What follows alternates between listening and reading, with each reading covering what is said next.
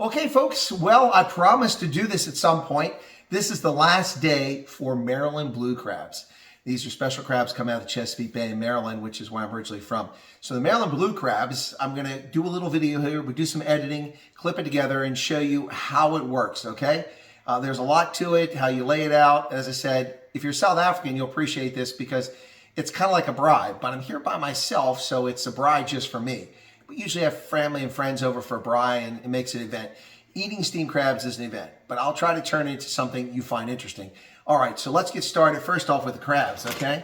So these days, they're so expensive that you order a dozen unless you're Richie Rich or, you know, one of the Kardashians, you can afford a bushel. But used to get a bushel when I was a kid. So what they do is they have Old Bay seasoning, that's one of the seasons, plus other folks come up with their own special seasoning. What you do is you steam these bad boys, and I call them Maryland blue crabs because they are blue. When they're not steamed, when they're still alive, the claws here tend to be blue on the outside and around the edges of the shell. But once you steam them, they turn red, and you can see the seasoning that goes on them. Quite tasty. Very spicy, though. So what we're going to do now is set up for how you actually eat the crabs. So here we go. Okay, so here's a Maryland blue crab, steamed, all right? This is what we're going to have a little bit of fun with here. But these are mediums. I'd call these tinies. Actually, they come in small, medium, large, and extra large, and jumbo. I would call these small or tiny.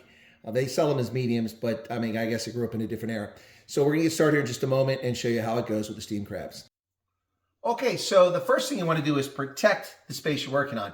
A lot of times you eat outside at a picnic table, somewhere where you do a braai or a barbecue, as we call here in America. But I'm inside. And what you want to do is put some paper down. Now, I typically use newspaper because I'm cheap, I'm frugal, but this time I got some paper, butcher paper, which you want to put down so that you don't damage your tabletop because the crabs can be messy. Now, this covers the whole counter, but what I'm going to do is double it up, okay, because it's just one layer thin.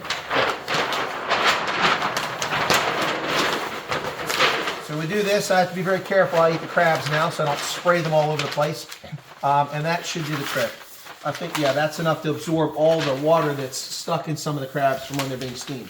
All right, and then you lay it out on the table, and we'll get started on the crabs here in just a few moments here, and I'll show you how it goes.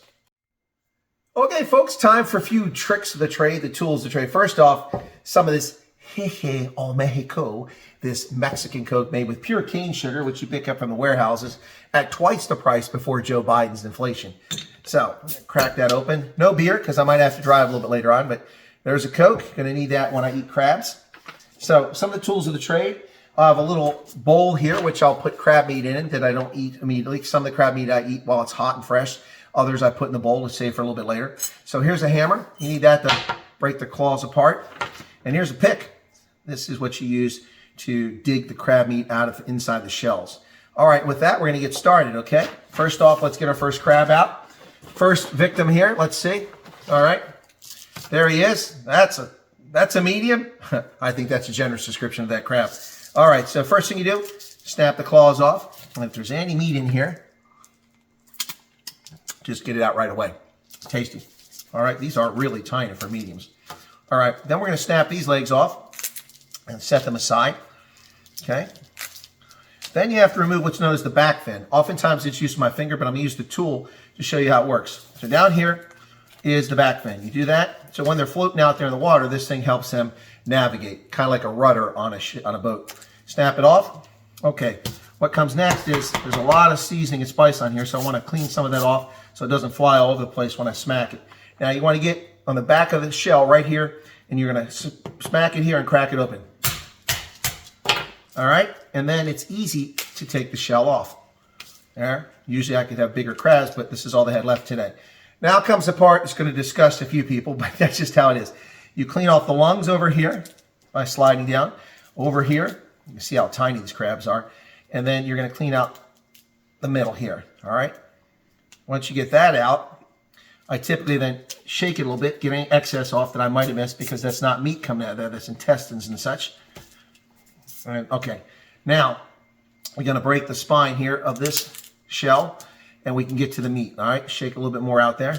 Now this yellow stuff, some people call that the mustard. I really don't know what it is, but now and then, it's tasty. Who knows? Maybe it's mercury. So now we crack open the shell here, and there's the meat. See, there's the meat. All right? That's what you get out of it.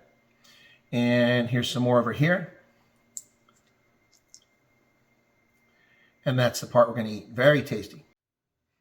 Okay, so I've showed you how to crack it open. Now I'm going to show you the reward. Pretty tasty. And then another piece over here. Crack it open. And then there's a big chunk of meat there. That's the crab meat right there. Good stuff. And you eat these by the dozen or the bushel. And you usually get a bushel for a group of folks. You hang out. You crack them open. People drink beers.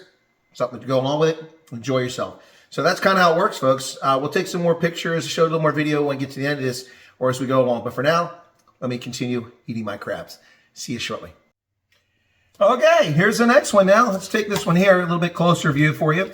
Snap the claws off. They go there. If there's any meat, you pull it out. Later, we'll break the claws open. I'll show you that in a moment. Take that one off. This one's lost a few of his legs. He must be an amputee. He's lost a few legs here. All right, so I didn't have much work to do there.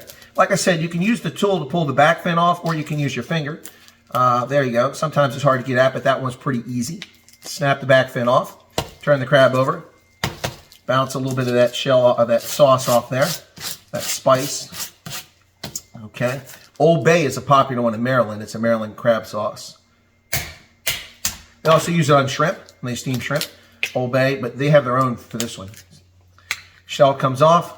Going to clean off the lungs from the side, lungs from the other side, and then strip down the middle here. And we got it out, okay? So that comes out there, okay? And as I said before, sometimes you get that little mustardy stuff in there. That's quite tasty. Shake it off. Snap it back like that, and all the crab meat's coming out there pretty easy. Look at that. Okay?